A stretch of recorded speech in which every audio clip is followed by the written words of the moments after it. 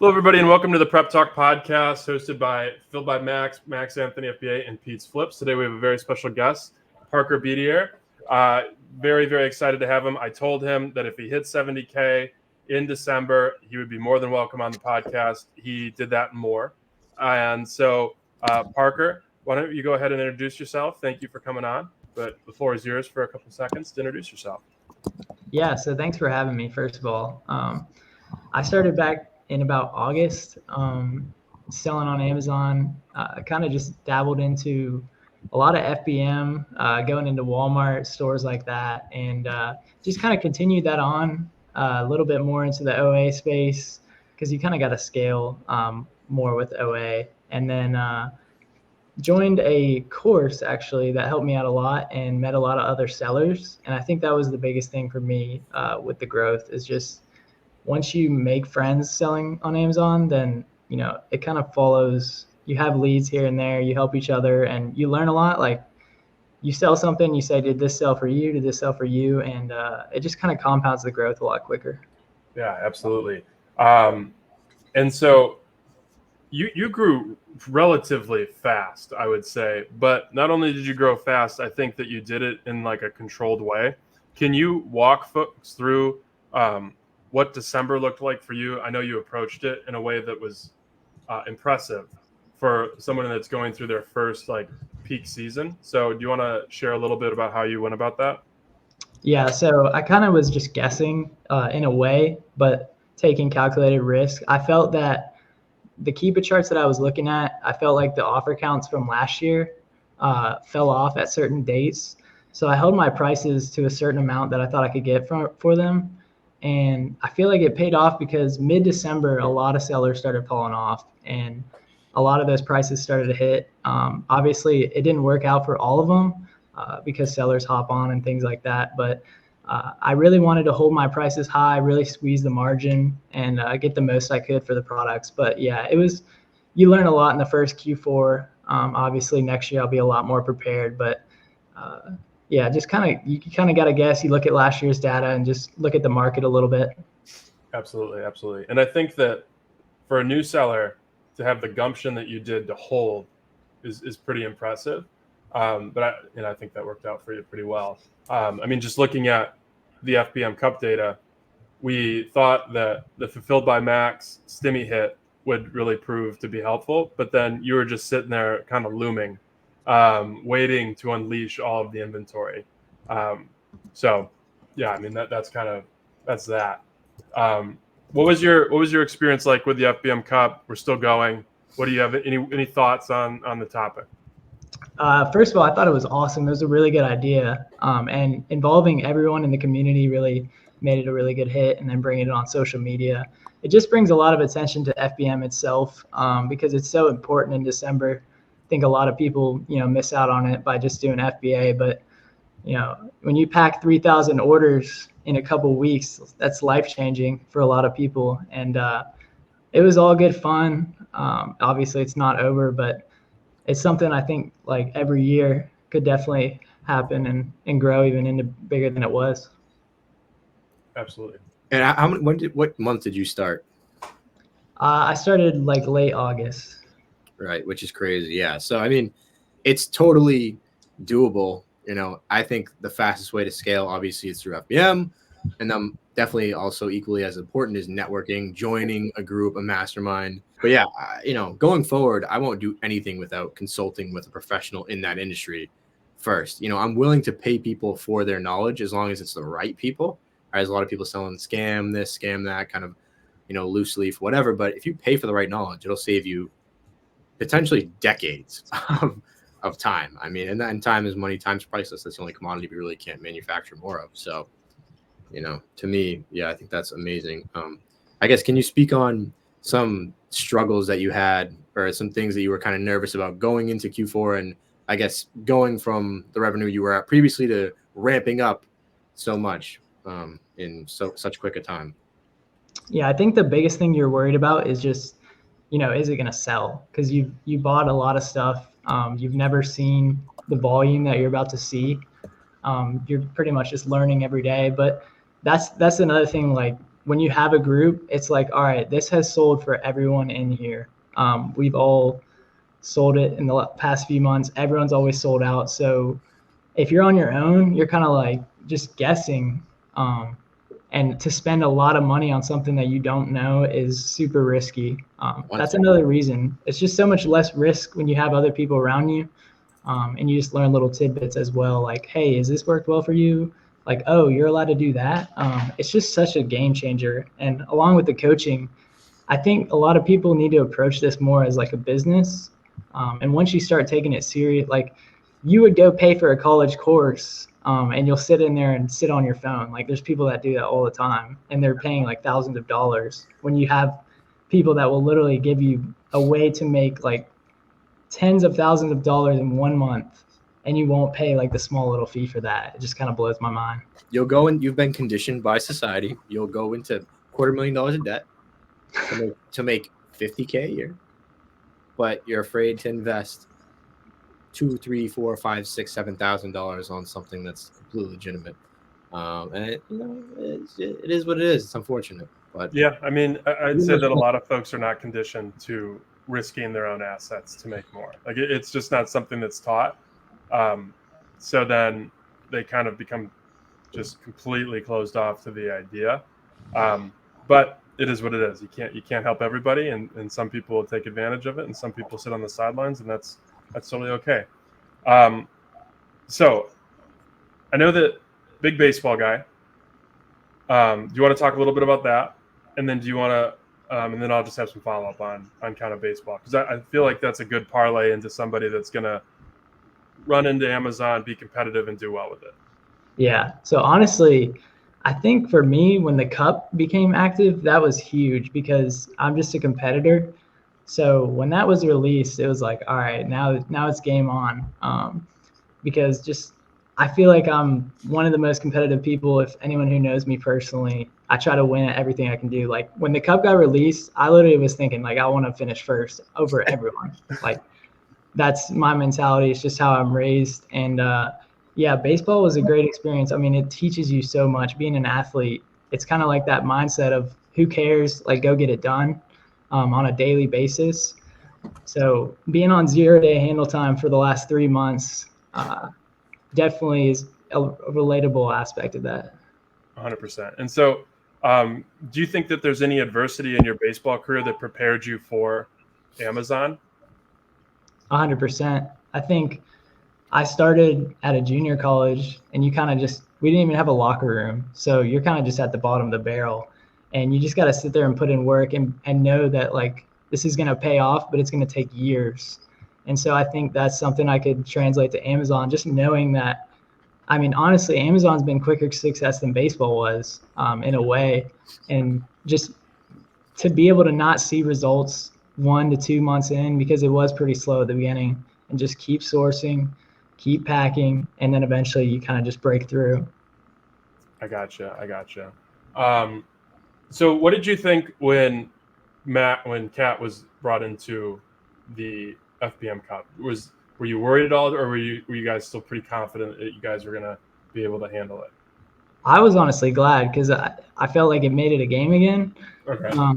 And then it kind of just kept the competitive nature of it. But I figured you guys had something up your sleeve. I don't know. It's just the 7-on-8 from the beginning was just, I don't know. I thought something was going to happen.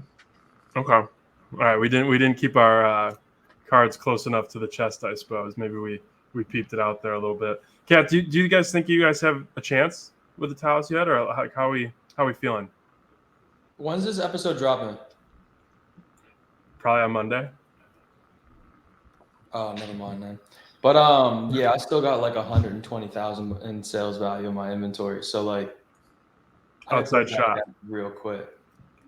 Okay. Well, they might have a chance then, because I know a lot of us are running low for sure. And yeah, you could clip this, but I know that hella people are about to get Amazon gift cards for Christmas, and then I'm gonna sell through the rest of my inventory when that happens. So that way I think I'm gonna be able to close the gap pretty tight. And what are the two competitors at in sales right now? Kat, what are you at? Let me check. You check on the computer? What is that? Parker, what are you at? For the month? Yeah. 121,000. Damn. I'm at like 170. Okay. So are you guys? Because I'm kind of doing the same thing I was. I feel like a lot of prices have come down in the last like 2 days. Yep. So I've kind of been holding a lot of my stuff as well. It's a I'm still velocity. priced not as high as I was, but a little bit more competitive. And I mean that kind of is a reflection. That's more on the FBM side. FBA stuff I've kind of kept pretty similar, just kind of sitting there. But understanding the infrastructure that I have in place, I want to be turning stuff over. So that's kind of how I'm approaching it. But I'm also like pretty happy with like how the month went, and gonna try and take some time to like clean up back end systems, that sort of thing. If I had to guess, those prices are probably not going to come around for a while. Like that was probably the height of the prices because the demand could handle for that. So now that demand has dropped, people are just going to try to liquidate. So Yeah, I would guess so. Yeah, there's probably a sentiment like between the 5th and the 15th that you could get a high fill and you don't have to worry about it too much. Whereas right now you might lead into a little bit more chaos and people panicking to pay off the cards. That's probably what will happen. So your price will probably slip a little bit. I'm assuming it'll go up and down pretty far, and then it'll kind of slowly climb back up in January once people fall off a little bit. But I think right now people are probably panicking if they have a lot of extra stock they didn't get through, paying off credit cards and stuff. So I can see a lot of sellers just going, crap, like, drop it. Let's just get my money back. I don't even care. And then in January, it would kind of creep back up a little bit again. So that's my guess. I don't know. We'll kind of have to see. But yeah. In the end, I really think it's a velocity game, especially when you're newer. Even if you are putting up, 120 in a month, like December, because that's a similar thing that I did in August. But it's always a velocity game. If you can turn over in a profitable way, do it. Because you got to be able to trust your skills that you'll still be able to come out in January and that you'll still be able to find product and you'll still be able to sell product, whether or not, it's December or November, Q4 or whatever. Like you got to make sure that you can turn your product over twice, 3 times. 'Cause that's the whole point of FBM, right? It's to get that quick return on your investment. And that just puts an even bigger emphasis on velocity, right? Because we need to make sure that we're getting our profit margins or we need to make sure we're getting our profits, turning it over, getting inventory in and out, or else it doesn't, the whole business model doesn't work. Right. 100%. I think one thing you saw in some of the markets was there was probably between the 7th and the 9th, there was a lot of price stability in an upward way. And then you saw people FBAing stuff they bought on Black Friday starting to check in. And that started to like move things down in a certain way. Just because like the flexibility that the folks had that were doing FBA, they had none. And so they had to get in and out on one ASIN. And it was interesting to watch. And I kind of called that going in as prices were like kind of stable. And then you just saw that kind of move a little bit in a downward direction and it recovered pretty well. But that's personally what I saw. And I don't know, like the folks that FBA'd months prior and were just waiting probably did pretty well. But I know a lot of sellers got choked off on the FBA side for sure. But Parker, back to you. Were there any inflection points in the few months that you started? I know you mentioned the group, but were there any like points where you really saw the potential of this business compared to when you were starting? 100%. There was one day where I found an RA loot and I got like probably 100 of an ASIN and probably like 15 sold before I even got home. And that was easily the most I'd ever sold. Like it was my highest day for sure. And it was like, wow, I just went and made like $600 in a couple hours. And then you just kind of think, okay, well, what if I could do like 10x that? And then you just kind of start prepping for Q4, trying to get that same product, and you realize that it actually does work. Okay. So I know that you were hitting a lot of RA what was like your percentage RA to OA navigating like November, December? I'd say in December it was probably like 50-50. I'd say probably like 70-30 outside of December, just because December was like get it as quick as you can. Honestly, early December, because I was holding a lot of my inventory, I was like hitting RA every day to try and like just stay in the FBM Cup. And I knew that I was gonna have a good month because I was still maintaining what I was just getting at. Like if my sales were down, I just went to the store.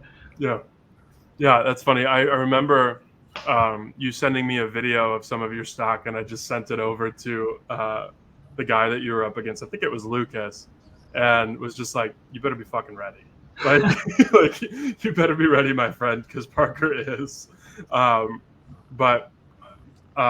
So looking forward, you kind of came onto the scene right after some of the conferences, that sort of thing. Do you have any plans to attend the conferences next year?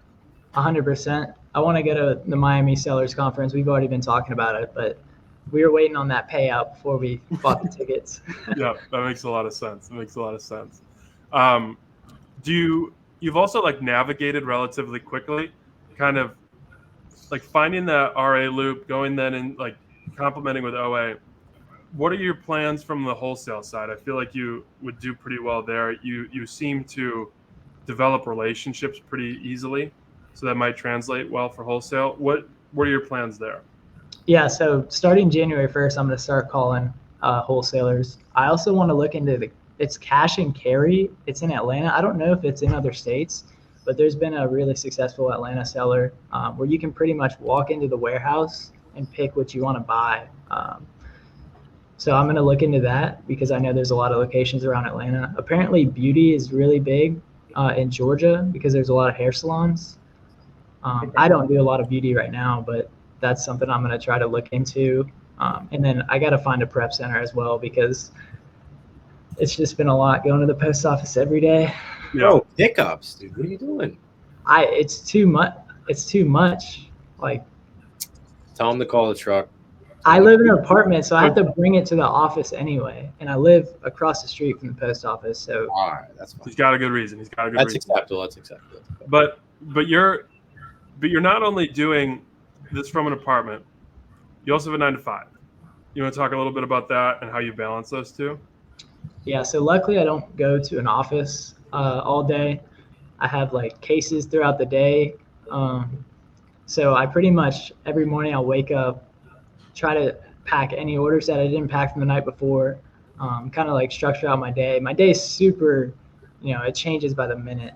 So sometimes I'm trying to squeeze in on a lunch break or something like that, go to the post office, but it's pretty much pack orders all that I can until the cutoff time and then go.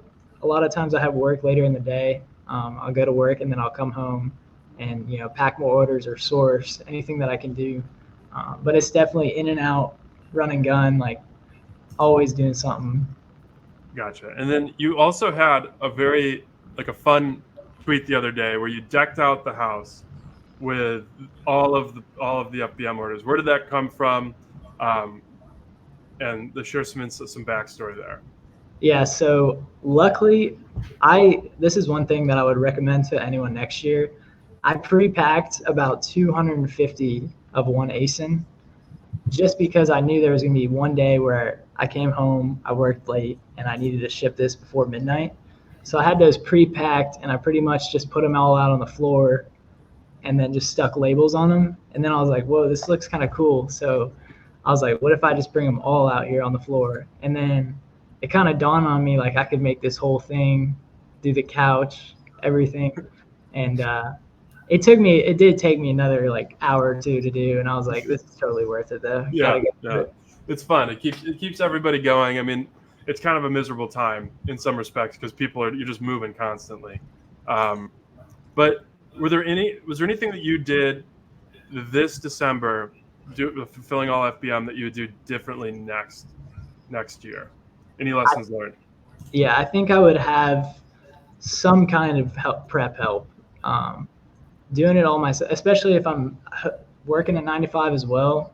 Like I kind of got lucky because my biggest days were on the weekend. I kind of actually planned it that way. I was like, the only way I'm going to be able to get these orders out is if I kind of do this like Friday, Saturday, Sunday. And it just worked out that the prices were coming down. Yep. So as soon as I saw that, I was like, all right, I'm just going to hammer it to make sure I can get all this stuff out over the weekend, which is, not ideal, obviously, but those are typically biggest days too, because people are home and able to order. And yeah, 100%. It's funny that you say that, because there's folks out there that are looking for this like blanket model, or this blanket solutions to how we like go about things, but everything is so dependent on what your life looks like. Like when I was hanging with Kat for the week, we would structure things so that Saturday, Sunday, those are going to be huge days. Like I care, I want the price, I want to sell at a high price, but I've also got my life going on, and I kind of want to get things moving when it is feasible. So no life allowed. Well, okay, we got the 9 to 5s. We're still doing those. So like, Not allowed. okay, well, all right. Yeah, I did have to slow down a little bit for Pete. I mean, he was. I think it might have been the old age or something. I don't know. He was, This is true. He was begging me to leave at one point. He was like, just I was like, because honestly, like, you really got to be conditioned to like doing all that yourself. Yep. And like working from, what time did we wake up usually? Like 7 to 8 a.m. We were at my house by like 8 to 9 a.m. 9 to 5's on. Like during breaks and stuff, like packing FBM back and forth, and like that takes a lot out of somebody. Yeah. And then also working on the weekends. You're working Saturday and Sunday, where like if you're doing FBA, you might not be. Those might be your days off. There's no days off when you're packing. No days off. If you have less than $250,000 liquid, there's no days off, man. And even then, it's still no days off. I mean, that's no pool, no nothing. And I kept forgetting to feed Pete. So like we were working through all of our meals, and like I'm used to not eating until tonight. Like I haven't eaten yet today. Pete wasn't. So like I remember we were at my Kenna's parents, Kenna's my girlfriend, and they were like, "Is Max feeding you? Because like we know he doesn't eat." And Pete was like, like not really." When I was this is how prepared I am. You guys are gonna laugh. This is a very me thing. When I was planning on going to a PA, I was gonna bring my meal preps with me. I know you guys want to roast me for that. Like, bro, I can't. When I need to eat, I need to eat. That's the one thing I will not sacrifice. You would just see me like stare off and just kind of like stop talking for a while. Oh, and it was just like, because Kat's like conditioned to just go. And dude, by like day 3, everybody was just looking at him going, "Dude, is he okay? He looks like shit." Yeah. Oh my God. Yeah. No, it was bit off a little bit more than we could chew, but and you could chew. I could chew it. You could chew it, but also I learned from your, like, kind of speaking to Parker's point, having a team in place where they're ready to go for December is huge, especially if you're balancing a bunch of other things. Like, it is not reasonable for you to think that you can have 5 balls in the air and continue to execute on them properly. No, there's going to be slippage. That's one thing that, I mean, we just had that live with Miles, and one thing I mentioned is like outsourcing, allocating, and dishing out responsibilities to other people or other services, right? And that's where Prep Center comes in, that allows you to scale faster. Maybe even hiring inside help to help you like pack your FBM or prep FBA that you might be doing RA for, like, all that stuff.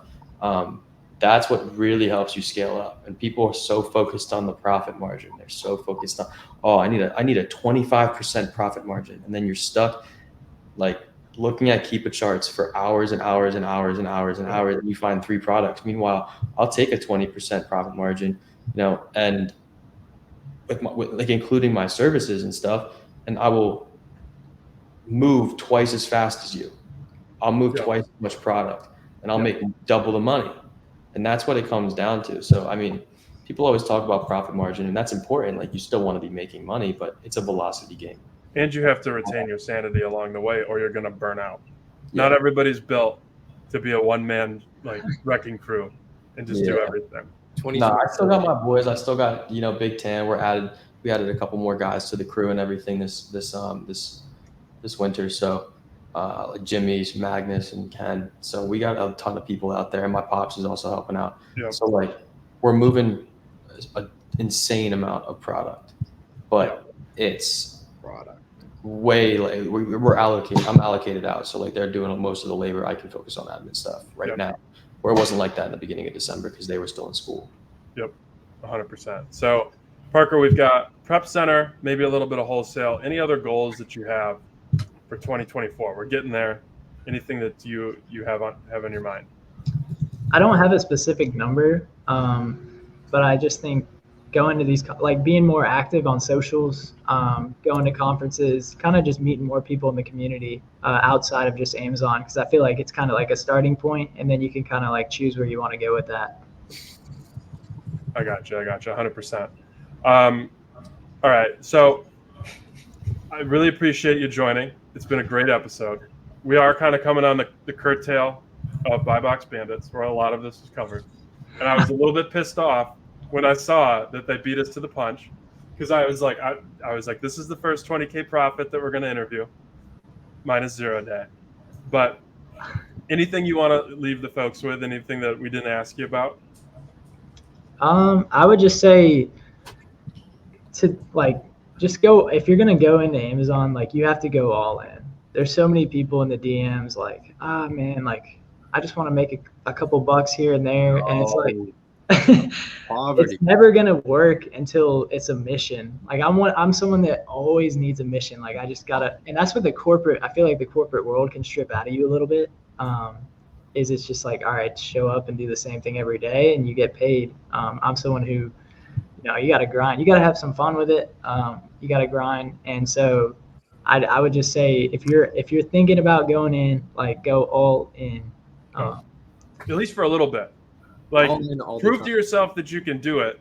And then if you want to pull it back a little bit and maybe you just want to make 5 or 6K a month, whatever it is, and it's on autopilot, that's a beautiful thing. It doesn't have to be this thing where you're pumping out 30 grand profit a month. Those months are great, but like you do have some platform risk.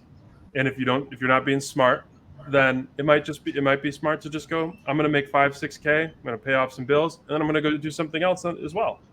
You have that choice, but you have to earn that right. Yeah, business is definitely not for everyone, but no, I mean, it takes time. If you have moderate intelligence and moderate self-control and moderate discipline, then there's no reason that you can't do something like this and scale to making a lot of life-changing money. I think people, I don't want to gloss over this too. I think people, they get jaded, and especially in this community, it's like, oh, bro, I just made like 10 grand this month. It's like, dude, most people have to go to school for like 4 years plus to make that, and then get a job somewhere and work their way up from like 75K. Yeah, it might take them 5 years to get to, 10 grand a month. And you're doing it in 6 months or less. Like it's actually incredible, right? Mm-hmm. So I think people that, this really is a life-changing opportunity if you go all in. It really can be. And it, doesn't take a lot. Part of that is just getting your face out there, networking, putting it all on the line and giving your best, giving it 100%, and, using all the gas you got in the tank and just going full force. 100%. The worst case is that you prove something to yourself, that you're capable of taking on another endeavor if this isn't for you. Like if you don't want to do this forever, you've proven that you can take something from nothing and get it to something pretty cool in a short period of time. Don't be Johnny Low T over there. Coulda, shoulda, woulda. There you go. But with that, Parker, thank you for coming on. Follow the kid at Parker BDR, and we'll be rolling on Twitter. I just saw your first thread. We're going to be pumping out content for the rest of the year. I can tell he's going to do it, but we will catch you next time. 100%. Thanks for having me on, guys. Absolutely.